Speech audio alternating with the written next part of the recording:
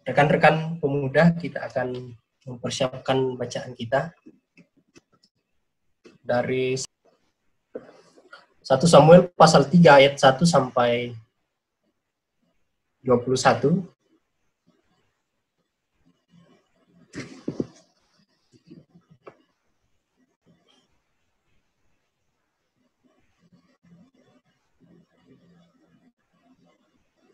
Sebelum kita membaca dan merenungkan firman ini, mari rekan-rekan semua kita satu dalam doa, kita berdoa. Kepadamu ya Tuhan kami bersyukur untuk kesempatan waktu yang Tuhan berikan kepada kami. Kami terpisah satu dengan yang lain, kami beribadah kami dari rumah kami masing-masing. Namun kami percaya bahwa Tuhan tetap hadir pada diri kami masing-masing, dalam hati kami masing-masingnya Tuhan. Kuasai kami semua dengan kuat kuasa Roh Kudus-Mu, biarlah firman-Mu yang kami baca pada saat ini semakin memampukan kami untuk mengerti kehendak Tuhan dalam hidup kami.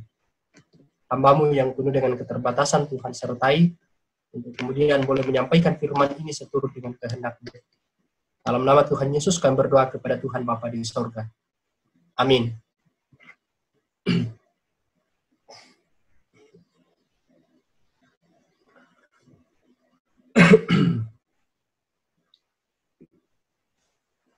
Satu Samuel pasal 3 ayat 1 sampai 21 saya akan membacakannya. Silakan teman konsentrasi karena di sini agak panjang.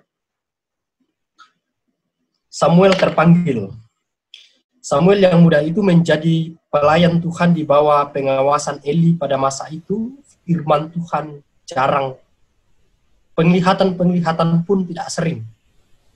Pada suatu hari Eli yang matanya mulai kabur dan tidak dapat melihat dengan baik sedang berbaring di tempat tidurnya. Lampu rumah Allah belum lagi padam. Samuel telah tidur di dalam bait suci Tuhan, tempat tabut Allah. Lalu Tuhan memanggil Samuel, Samuel, dan ia menjawab, "Ya Bapa." Lalu berlarilah ia kepada Eli serta katanya, "Ya Bapa, bukankah Bapa memanggil aku?" Tetapi Eli berkata, "Aku tidak memanggil, tidurlah kembali." Lalu pergilah ia tidur, dan ketika memanggil Samuel sekali lagi, Samuel pun bangunlah, lalu pergi mendapatkan Eli serta berkata, "Ya Bapa, bukankah Bapa memanggil aku?" Tetapi Eli berkata, "Aku tidak memanggil, anakku, tidurlah kembali." Samuel belum mengenal Tuhan, firman Tuhan belum pernah dinyatakan kepadanya. Dan Tuhan memanggil Samuel sekali lagi untuk ketiga kalinya. Ia pun bangun, lalu pergi mendapatkan Eli serta katanya, "Ya Bapa, bukankah Bapa memanggil aku?" Lalu mengertilah Eli bahwa Tuhan yang memanggil anak itu. Sebab itu berkatalah Eli kepada Samuel, "Pergilah, tidurlah, dan apabila ia memanggil, engkau katakanlah, berbicaralah Tuhan, sebab hamba-Mu ini mendengar."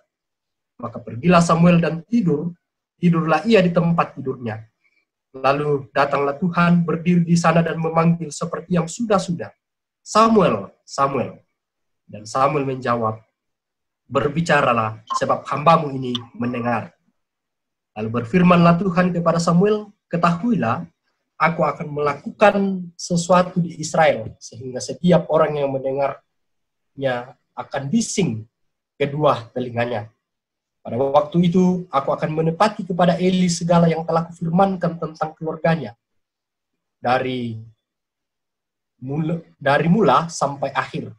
Sebab telah kuberitahukan kepadanya bahwa aku akan menghukum keluarganya untuk selama-lamanya karena dosa yang telah dilakukannya, yakni bahwa anak-anaknya telah menghujat Allah, tetapi ia tidak memarahi mereka.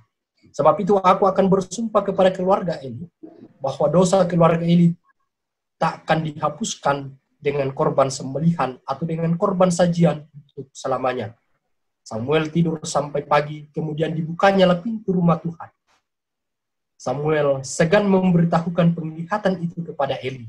Tetapi Eli memanggil Samuel, katanya, "Samuel, anakku." Jawab Samuel, "Ya Bapa." Kata Eli, "Apakah yang disampaikannya kepadamu? Janganlah kau sembunyikan kepadaku, kiranya beginilah Allah menghukum engkau." bukan lebih lagi daripada itu. Jika engkau menyembunyikan sepatah kata pun kepadaku dari apa yang disampaikannya kepadamu, lalu Samuel memberitahukan semuanya itu kepadanya dengan tidak menyembunyikan sesuatu pun. Kemudian Eli berkata, dia Tuhan, biarlah diperbuatnya apa yang dipandangnya baik. Dan kemudian makin besar dan Tuhan menyertai dia. Dan tidak ada satupun dari firman-Nya itu yang dibiarkannya gugur. Maka tahulah seluruh Israel dari dan sampai Berseba bahwa kepada Samuel telah dipercayakan jabatan Nabi Tuhan, dan Tuhan selanjutnya menampakkan diri di Silo sebab ia menyatakan diri di Silo kepada Samuel dengan perantaraan firman-Nya. Demikianlah firman Tuhan yang kita boleh baca pada saat ini. Selamat malam teman-teman. Malam Kakak Pendeta. Selamat malam Pak Pendeta. Selamat malam Kakak Pendeta. Ya, bagaimana kabar? Baik semua ya? Luar biasa. Luar biasa. Oke, tema yang diberikan oleh teman-teman dari Surabaya, dari tim yang sudah ditunjuk,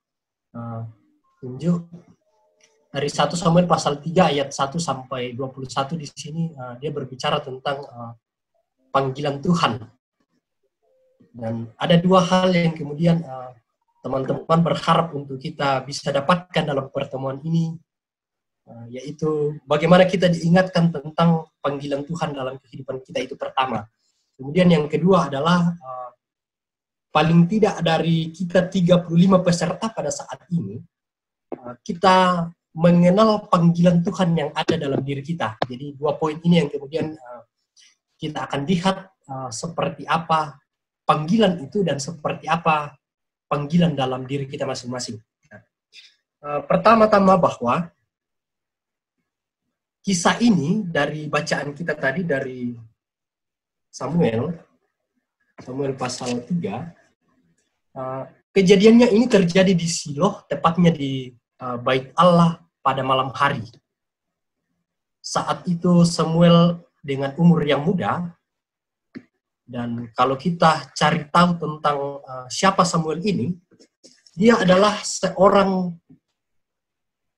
yang sangat digumuli oleh ibunya untuk mendapatkan dalam kehidupan berkeluarganya. Sampai ibunya yaitu Hana, dia harus juga pergi ke Silo pada saat itu untuk kemudian bergumul. Silo itu adalah tempat Bait Allah ya teman-teman, itu untuk keterangannya. Untuk kemudian dia bergumul dan dia meminta kepada Tuhan seorang anak laki-laki karena Hana pada saat itu, mohon maaf, dia mandul. Nah, imam di Silo pada saat itu adalah Imam Eli, teman-teman. Namanya Imam Eli. Dalam doa pada saat itu, pada saat Hana berdoa di Bait Allah, justru ada hal yang sedikit agak aneh yang kemudian dilontarkan oleh Imam Eli, bahwa justru Imam Eli mengira bahwa Hana ini adalah sedang mabuk karena dia berdoa begitu kusuk dan kemudian dia mukanya sampai ke tanah. Nah, sampai Imam Eli mengira bahwa Hana pada saat itu sedang mabuk. Nah, dia meminta seorang anak dan orang itu sudah ditentukan jenis kelaminnya seorang anak laki-laki. Hana kemudian menjawab kepada Eli ketika dikira bahwa dia sedang mabuk. Dia mengatakan, tidak Tuan, aku ini adalah seorang perempuan yang baik-baik. Minum anggur pun tidak. Jadi menyentuhnya pun tidak. Eli mengatakan bahwa pergilah, Allah Israel akan memberikan apa yang kau minta kepadanya. Jadi dari kekusukan daripada Hana dalam berdoa untuk kemudian berharap bahwa doanya bisa didengarkan oleh Tuhan. Imam Eli pada saat itu dikatakan bahwa pergilah, Allah Israel akan memberikan apa yang kau minta kepadanya. Jadi harapan daripada Hana pada saat itu adalah paling tidak dia kembali dengan harapan janji yang telah didengarkan dari Imam Eli pada saat itu. Saudara-saudara, rekan-rekan PPGT, dan apa yang terjadi singkat cerita dari pasal 1 sampai pasal 2 di situ. Dan Hana betul-betul diberkati kandungannya dan dia mengandung seorang anak laki-laki dan melahirkan anak laki-laki. Teman-teman semua, pergumulan tidak selesai di situ bahwa dia telah dikaruniakan seorang anak laki-laki dalam pergumulannya ketika dia harus pergi ke Silo untuk memohon kepada Allah dan kemudian dikabulkan. Pergumulannya tidak selesai pada saat itu. Persoalan tidak selesai. Karena anak itu telah dinasarkan pada saat dia berdoa. Kalau kita baca pasal 1 ayat 11, dalam 1 Samuel itu ya, pasal 1 ayat 11, kemudian bernasarlah ia, katanya, Tuhan semesta alam, jika sungguh-sungguh engkau memperhatikan sengsara hambamu ini dan mengingat kepadaku dan tidak melupakan hambamu, tetapi memberikan kepada hambamu ini seorang anak laki-laki, maka aku akan memberikan dia kepada Tuhan untuk seumur hidupnya.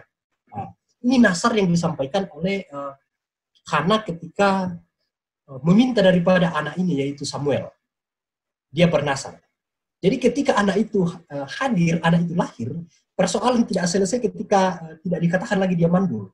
Tetapi persoalan berikut adalah ando emang komo dinasarkan titiate. Bomo lipakwa. Ayat 11 ya. Berikanlah kepada hambamu ini seorang anak laki-laki, maka aku akan memberikan kepada Tuhan.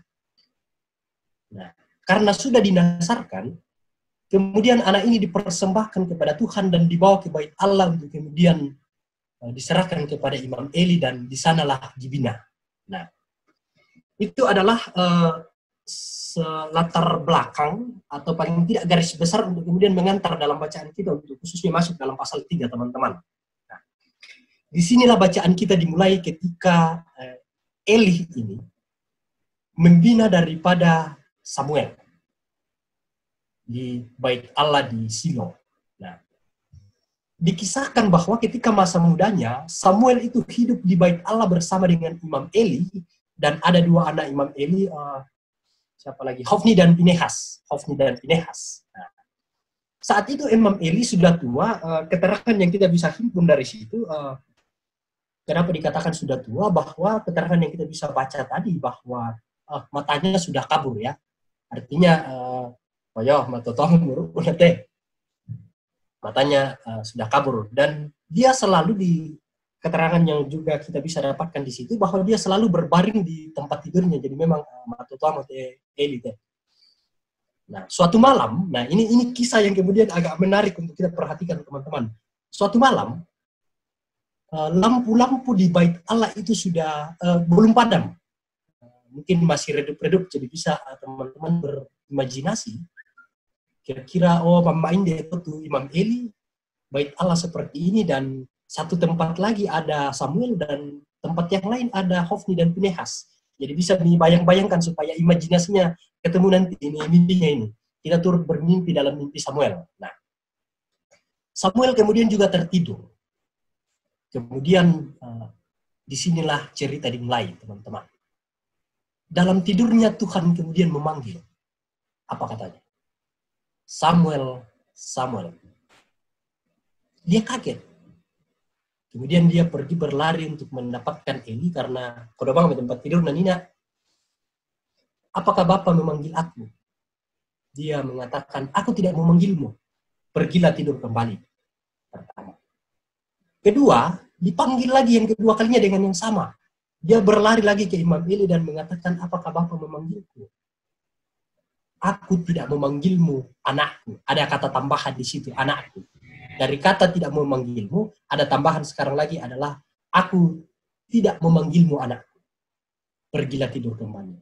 Ketiga kalinya Tuhan memanggil yang ketiga kalinya, dan kemudian dia pergi lagi menyapa atau menghampiri daripada Imam Eli, dan kemudian Imam Eli kemudian mengerti di situ tentang panggilan itu. Di sini semakin menarik, teman-teman, bahwa Imam Eli menyuruh, pergilah tidur kembali, apabila dia memanggilmu, katakanlah, berbicaralah Tuhan, sebab hambamu ini mendengar. Nah, ini kata yang menarik. Berbicaralah Tuhan, sebab hambamu ini mendengar. Kemudian pergi tidur kembali. Ketika yang keempat kalinya, suara itu didengarkan dalam mimpinya, Samuel, Samuel. Samuel kemudian menjawab seperti instruksi daripada Imam Eli. Dia menjawabnya, berbicaralah Tuhan, sebab hambamu ini mendengar. Itu jawaban daripada Samuel.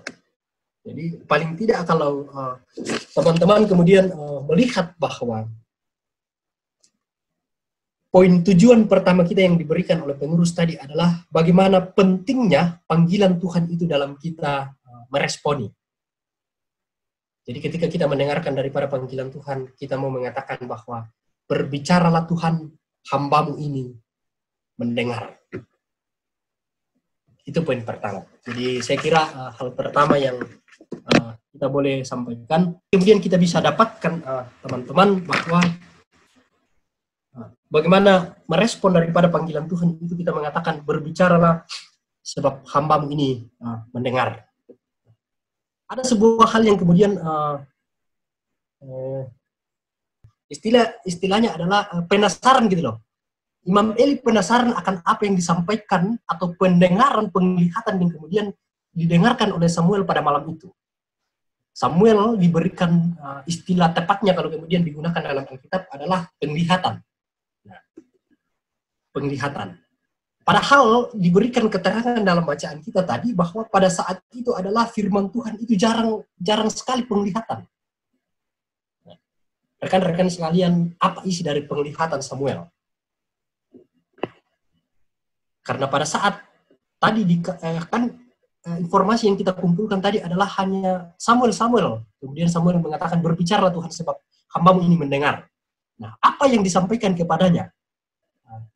Saudara-saudara, apa isi panggilan Tuhan kepada Samuel itu? Atau apa penglihatan yang kemudian diberikan kepada Samuel? Rupanya teman-teman semua berisi tentang sebuah masa depan Israel, yaitu bagaimana anak-anak daripada Imam Eli, sekali lagi, bagaimana anak-anak Imam Eli, yaitu tadi ya, Hofni dan Pinehas, itu akan dihukum. Apa yang terjadi dengan itu? Teman-teman bisa membaca pada pasal sebelumnya, bahwa ada hukuman karena ada sebuah perbuatan, ada sebab akibat yang kemudian bisa muncul. Nah, itu yang kemudian disampaikan dalam penglihatan Samuel bahwa Israel ini akan dihukum. Nah, salah satunya adalah anak-anak Imam Eli, yaitu Hofni dan Pinehas. Perbuatannya itu dikisahkan di dalam pasal 2, yaitu imam itu adalah tugasnya itu adalah pada zaman perjanjian lama bertugas itu untuk kemudian mengantarkan daripada persembahan umat kepada Allah. Jadi dia semacam pengantara bagian pos. Itu pekerjaan daripada imam. Jadi umat datang kemudian membawa persembahan di altar, dan kemudian imam berdoa kepada Tuhan untuk persembahan umat ini bisa sampai. Nah, pada saat itu Imam Eli yang bertugas di Silo sebagai imam, dan juga kita tahu bahwa untuk menjadi seorang imam itu adalah secara berkesinambungan. Jadi anaknya nanti kemudian juga menjadi imam. Nah, dua anaknya ini yaitu Hofni dan Pinehas kemudian juga melayani daripada umat yang kemudian datang memberikan persembahan kepada Tuhan. Yaitu napuga una latean we. Kebetulan saya ada sumpit di sini. Dia kemudian mengambil garpu, kemudian persembahan daripada umat pada saat itu kan duku ya, daging yang kemudian dimasak dan sebagainya. Teman-teman bisa baca dalam Hakim-Hakim dan bilangan bagaimana kemudian aturan-aturan dalam memberikan persembahan itu di situ sangat ketat dan sangat rinci. Nah, pada saat Hofni dan Pinehas ini bertugas sebagai imam, malah yang colek-colek karena perkesana tuh ke bahasa Jawa Agnes. Pokoknya dia comot-comot lah. Ya, jadi dia ikut kan dia mau tahu kemana natos suku negara itu koda cici pimanya tahu. Nah, jadi dan itu adalah menjadi sebuah kekejian bagi Allah, dan kemudian itu menjadi sebuah pelanggaran bagi Allah, dan itu dibuatkan kepada Israel Samuel dan kemudian disampaikan. Menjadi pergumulan juga bagi Samuel bahwa Samuel ini hubungan antara Imam Eli dan Samuel ini adalah kayak anak rohaninya ini Samuel. Jadi ya bayangkan ya, dari kecil keterangan yang bisa kita dapat adalah ketika dia berumur 12 tahun pada saat ini itu terjadi, dan tidak ada keterangan yang diberikan bahwa kapan dia dipersembahkan Hana waktu dibawa ke Bait Allah. Tapi pada saat dia bermimpi itu berumur sekitar 12 tahun. Jadi anak rohani dan kemudian mentornya menjadi sebuah pergumulan untuk mau disampaikan. Tetapi ini menjadi hal menarik yang berikut. Nah, ini bisa menjawab daripada poin yang kedua yang diberikan oleh pengurus adalah bagaimana kita mengetahui panggilan Tuhan pada diri pribadi kita, teman-teman. Nah, respon yang diberikan oleh Imam Eli ketika dia sangat pengen mengetahui apa yang mau disampaikan, apa yang disampaikan dalam penglihatan kepada Samuel. Di situ kemudian memperlihatkan tentang sebuah contoh keteladanan, sebuah panggilan. Yang isinya tadi tentang anak Imam Eli, yaitu Hofni dan Pinehas. Bahwa penglihatan Samuel dari Tuhan tidak bisa dibatasi oleh Imam Eli. Respon Imam Eli pada saat itu apa, teman-teman? Dia kemudian pasrah. Pasrah terhadap perancangan Tuhan dalam ayat 18, ya, kita bisa baca tadi. Dalam pasal 3 ayat 18. Lalu Samuel memberitahukan semua kepadanya dengan tidak menyembunyikan sesuatu pun. Kemudian Eli berkata, dia Tuhan, biarlah diperbuatnya apa yang dipandangnya baik. Ya. Itu adalah respon daripada Imam Eli. Karena kita tadi kondo ya, laku apa misalnya aku kalau bisa ini terjadi di Surabaya, seandainya bisa pasti di lengan kampung Rolo itu ada KPK atau sebagainya. Bisa jadi mungkin seperti itu pada zaman sekarang. Tetapi respon daripada Imam Eli pada saat itu, ayat 18, ayat terakhir itu di B, dia Tuhan biarlah diperbuatnya yang dipandang baik. Tak enak kita malah membunuh. Dia tidak kemudian mengingkari dan dia tidak kemudian membantu anaknya. Pernah tumangkas saat ini tidak bisa, aku memang dibantu kawan, salah aku memang. Nah, ini hal yang kemudian dilakukan oleh Imam Eli. Di sini kita lihat teman-teman bagaimana panggilan Tuhan itu. Hati yang taat untuk tunduk di bawah kehendak Allah. Di mana panggilan disikapi, direspon, dan secara disiplin, bahkan kita peka dalam mendengar. Teman-teman semua, besok kita akan masuk dalam ibadah Pentakosta atau hari ke-50 sesudah kebangkitan. Besok kita akan juga berbicara dari perjanjian lama, yaitu dari kitab Bilangan, di mana besok juga bagaimana seorang pemuda digunakan oleh Tuhan, yaitu Elfat dan Medad. Bagaimana Tuhan telah memilih daripada 70 tua-tua. Aku kebetulan aku tahu memilih akhirnya masih jadi lebih mampu itu bocoran masih doang. Bagaimana Elfat dan Medad, sabab mengkamukan marekaman jadi. Bagaimana Elfat dan Medad dipakai oleh Tuhan. Nah, ini seputar juga tentang anak muda. Bagaimana Elfat dan Medad, yaitu 70 tua-tua itu dipanggil. Dan ketika 70 tua-tua itu kepenuhan juga dengan Roh Kudus, pada saat itu setelah selesai, tetapi dua pemuda ini Elfat dan Medad, kemudian Roh Tuhan itu tetap berdiri pada mereka. Ketika dia ditanya, saya mencari di ensiklopedia dan juga pengantar dalam kitab Bilangan, saya mencari kenapa dia tidak hadir. Teman-teman, menarik juga kenapa dia tidak hadir. Ini dua pemuda juga loh. Jawabannya kayak gini. Untuk dua jawaban yang menarik. Yang pertama, untuk menjadi jabatan seorang tua-tua, kami tidak layak. Itu pertama jawabannya. Yang kedua, untuk jabatan sebesar itu, kami belum mampu untuk kemudian menduduki sebagai tua-tua. Nah, di situ terlihat daripada paling tidak dua alasan ini, Tuhan melihat sebagai sebuah kerendahan hati untuk kemudian menerima curahan Roh Kudus yang disampaikan kepada mereka, dan kemudian dikatakan bahwa dua pemuda itu, Roh Kudus itu tetap berdiam pada mereka. Sementara tua-tua yang lain, pada saat dipilih ketuahan Roh Kudus, ya ada, tetapi setelah selesai pindah. Tetapi dua pemuda itu tetap. Saya kemudian melihat dan merenungkan bahwa betapa pentingnya sebuah kerendahan hati dalam menerima daripada tuntunan Roh Kudus itu. Luar biasa, teman-teman. Pada saat ini juga kita diajarkan kemudian bagaimana melihat perjuangan seorang Hana yang kemudian pada saat itu sekali lagi mohon maaf mandul. Dan kemudian dia bermohon kepada Tuhan dalam kerendahan. Baik, aku duka tiu Imam Meli tiu ada metawa aku kombi bagam itu coba sembahyang nih. Tetapi tidak. Dikira mabuk, tetapi dia bergumul dan kemudian dia diberkati oleh Tuhan, dia mendapatkan daripada anak itu. Tidak selesai di situ, dia menasahkan anak itu dan kemudian anak itu menjadi orang yang membanggakan. Kalau kemudian kita juga belajar dari salah satu tokoh yang sangat terkenal juga adalah Timotius, teman-teman. Apa dikatakan? Janganlah seorang pun menganggap engkau rendah karena engkau mudah.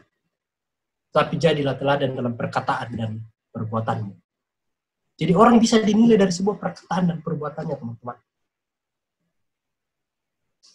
Bukan tentang sebuah jabatan, kedudukan yang kemudian dia miliki. Tetapi Tuhan itu. Nah, ini yang sangat sering kita dengar bahwa manusia itu melihat apa yang ada di luar, apa yang elok. Tetapi Tuhan itu sekali lagi melihat hati. Betapa pentingnya kerendahan hati untuk kemudian kita merespon daripada panggilan Tuhan. Karena Tuhan memanggil. Kenapa sampai 4 kali Tuhan memanggil Samuel? Di sini mau memperlihatkan tentang bagaimana Tuhan itu melatih secara berulang-ulang. Kalau teman-teman baca Ulangan pasal 6 ayat 7, nah ini banyak berbicara di Perjanjian Lama ya. Ulangan itu kalau dalam bahasa Toraja itu Pak Tole, ditole-tole bang. Ada susi setelah itu dalam Toraja kemah. Tole-tole untuk isi. Tapi bagaimana pengejaran itu secara berulang-ulang dilakukan. Kalau dalam Ulangan itu ayat 6, pasal 6 ayat 7 dikatakan bahwa ajarkanlah anakmu secara berulang-ulang. Nah, panggilan Tuhan 4 kali melatih kita secara berulang kali agar kualitas daripada panggilan itu terbentuk pada diri kita masing-masing. Terbentuk kepada teman-teman semua. Bagaimana panggilan itu? Ditambah kipisan di kasodo kita mali-mali di ya. Mungkin jadi. Dikiringan mikiling ada aku buka pada YouTube dan sebagainya. Itu adalah panggilan. Nah dulu kampung itu didedekan kita lonceng tang tapi ya belum juga persiapan untuk kemudian kita pergi. Itu adalah bentuk panggilan Tuhan yang secara sederhana. Teman-teman kita mungkin berbeda dalam bentuk panggilan. Gumulilah dan yakinilah. Secara berulang-ulang. Ketika Tuhan memanggilmu, patanan itu talingan mikoi, berbicaralah Tuhan sebab hambamu ini mendengar. Sekali lagi ketika Tuhan memanggilmu, katakanlah, berbicaralah Tuhan sebab hambamu ini mendengar. Dan kayak makanan ngomong tidak.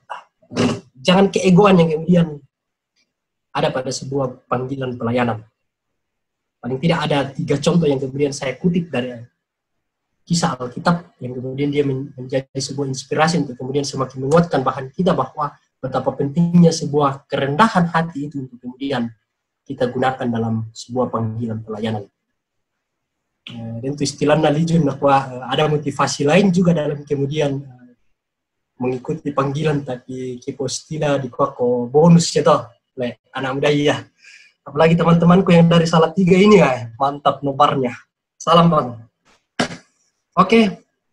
Ketika Tuhan berbicara kepadamu, katakanlah, hambamu telah mendengar. Terimalah dengan kerendahan hati. Kita berdoa. Ya Tuhan, tak kala kami tak tanggap terhadap panggilan-Mu. Janganlah berhenti memanggil untuk Tuhan mau memakai kami sebagai anak-anak hamba-Mu. Tak kala kami diajak setengah mati, janganlah Tuhan berhenti untuk kemudian terus merangkul kami.